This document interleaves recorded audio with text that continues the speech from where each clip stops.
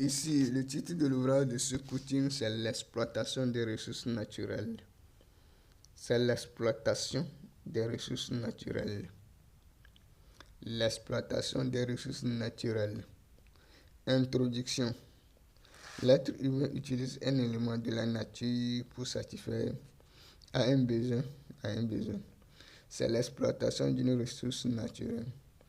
Par exemple, on utilise les troncs d'arbres pour faire des œuvres humaines, à savoir les portes, la table, tabouret, toler une chambre, etc.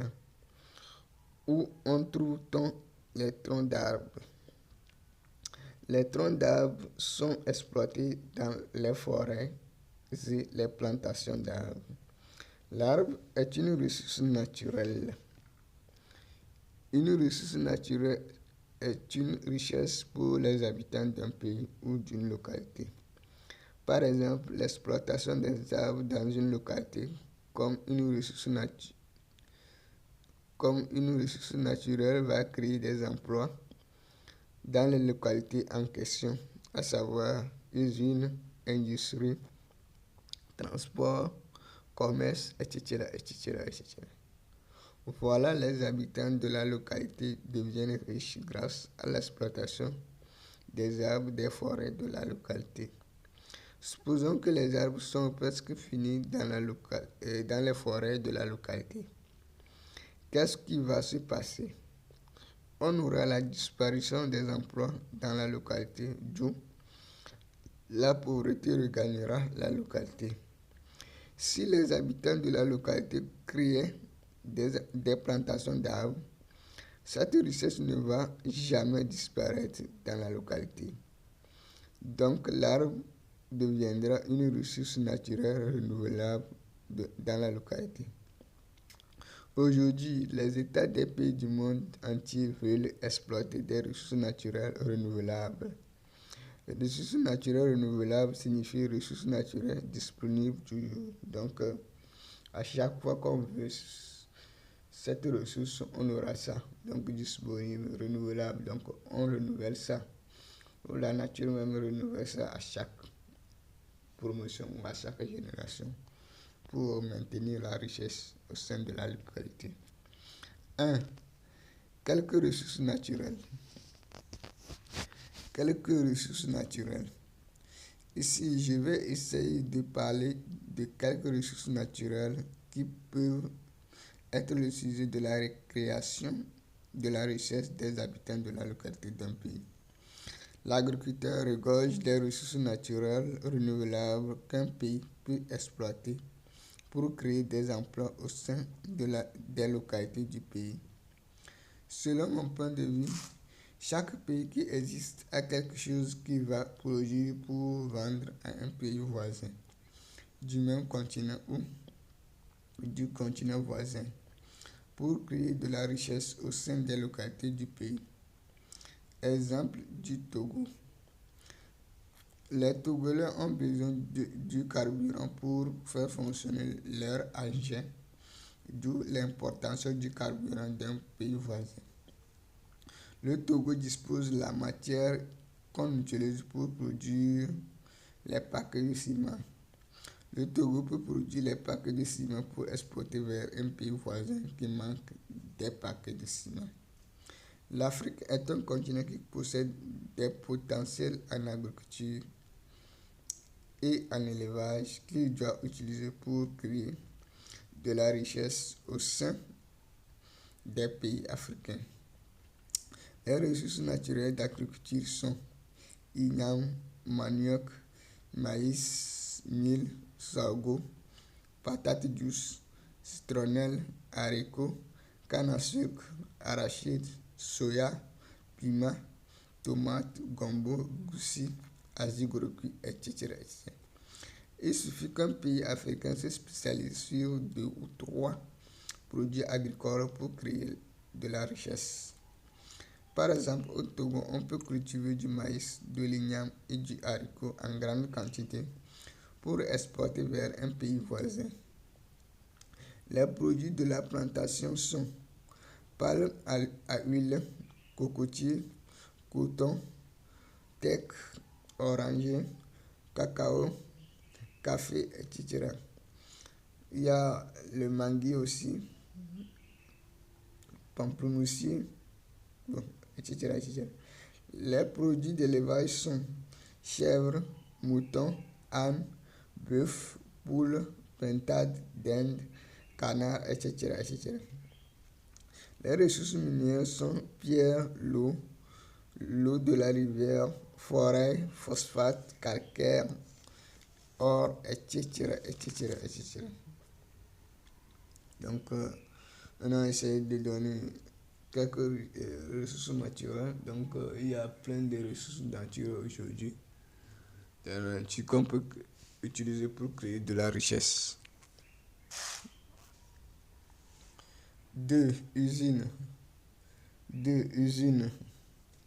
Une usine est une entreprise qui produit les matières premières pour les industries d'une localité donnée. Par exemple, grâce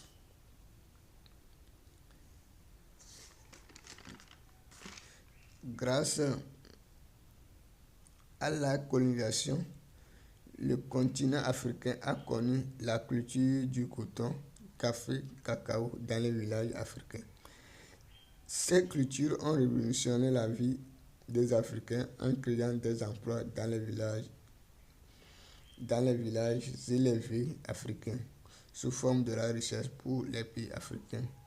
Donc, on a vu que lors d'introduction de ces cultures dans l'agriculture des pays africains, on a vu que ça a créé de la richesse. Donc, on produit des cotons au village. Et puis, ces cotons sont achetés par une société. Et il y a des usines, des industries de première transformation en ville qui dégrainent ces fruits de coton au coton sans graines. Et puis ces cotons sont emballés et sont envoyés en Europe pour continuer les transformations pour aboutir les produits manufacturés. Donc les cases rondes au village construites en terre battue sont transformées des cases rectangulaires construites à l'aide du ciment. Donc on a eu une amélioration des conditions de vie de la population du village et celui des villes. Donc, auparavant, au Togo, il y avait une société nommée Sotoko. Cette société avait pour mission d'acheter les cotons cultivés dans les villages du Togo. Ces cotons achetés seraient de la matière première des industries de la première transformation du coton des villes du Togo. Donc, après la première transformation du coton, le coton est emballé dans les ballots qui sont exportés vers l'Europe. On utilise les usines pour exploiter les ressources naturelles d'un pays qui crée des emplois dans les localités du pays. Créer une entreprise agricole dans un village pour produire un produit agricole est une usine créée pour exploiter une ressource naturelle en Afrique. Donc, il est nécessaire de mettre tout ça en compte. 2. Industrie. Une industrie est une entreprise qui transforme les matières premières en produits finis pour mettre au service des habitants d'une localité. Par exemple, les graines du riz récoltées nouvellement au champ sont les matières premières des industries qui transforment les graines du riz récoltées en graines du riz prêts à préparer, qui sont emballées dans les sacs. Donc, il y a des matières premières qui subissent plusieurs transformations avant de sortir les produits finis ou les produits manufacturés, c'est-à-dire les produits prêts à utiliser. On parle de la première transformation de la deuxième transformation, etc., etc. Le coton, les troncs de bois, soja, etc., etc. Donc, je vais donner un exemple au Togo. Donc, le coton était donc dans la région des plateaux, donc une région du pays, le Togo. Donc, le coton est cultivé dans les villages environnant la ville de Notien, et ces cotons sont transformés dans une industrie que nous appelons Novates. Donc, après la première transformation du coton là-bas, le coton est déversé directement en Europe. Donc, toujours dans la ville de Notien, quand on récolte le riz, ce riz n'est pas consommé, prêt à consommer. Donc, on utilise les moulins qui dégrainent les graines du riz pour transformer ces graines en riz local. Donc, on appelle ça communément le riz local avant de l'utiliser pour préparer aïmol. Donc, souvent, on utilise ce riz pour préparer aïmol. Donc, c'est une transformation, c'est une industrie qui mérite l'innovation pour avoir une grande envergure. 4. Emploi.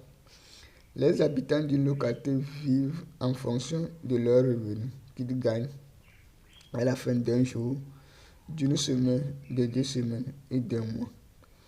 Les usines d'un pays créent de l'emploi dans les villes du pays. C'est la richesse en milieu rural. Les industries d'un pays créent de l'emploi dans les villes du pays. C'est la richesse en milieu urbain. Les usines, les industries et les magasins de distribution d'un pays créent des emplois sur plusieurs domaines, à savoir transport des produits, commerce, ouvriers, fonctions, banques, etc., etc. Les usines, les industries, les magasins de distribution des produits sont des endroits où les habitants d'une localité tirent leur revenu de substance. Donc, l'exploitation des ressources minières d'une localité sera le sujet de la création des entreprises pour offrir de l'emploi. Donc, il est nécessaire que chaque pays se spécialise sur une ressource naturelle renouvelable qui va garantir la richesse du pays pour toujours. Donc, il y a plusieurs ressources, les ressources naturelles d'agriculture, d'élevage, les ressources minières, etc. Donc, pour créer de la richesse au sein d'un pays. Donc, nous avons donné l'exemple de l'Afrique qui a une grande superficie cultivable qui mérite la culture des produits agricoles, et puis un climat favorable aux bêtes, à l'élevage. Donc, que l'Afrique doit se spécialiser dans ces deux domaines, l'agriculture et l'élevage, pour pouvoir exporter vers les autres continents du monde, pour pouvoir créer de la richesse au sein des localités de l'Afrique. Donc ici s'arrête l'ouvrage de ce quotidien.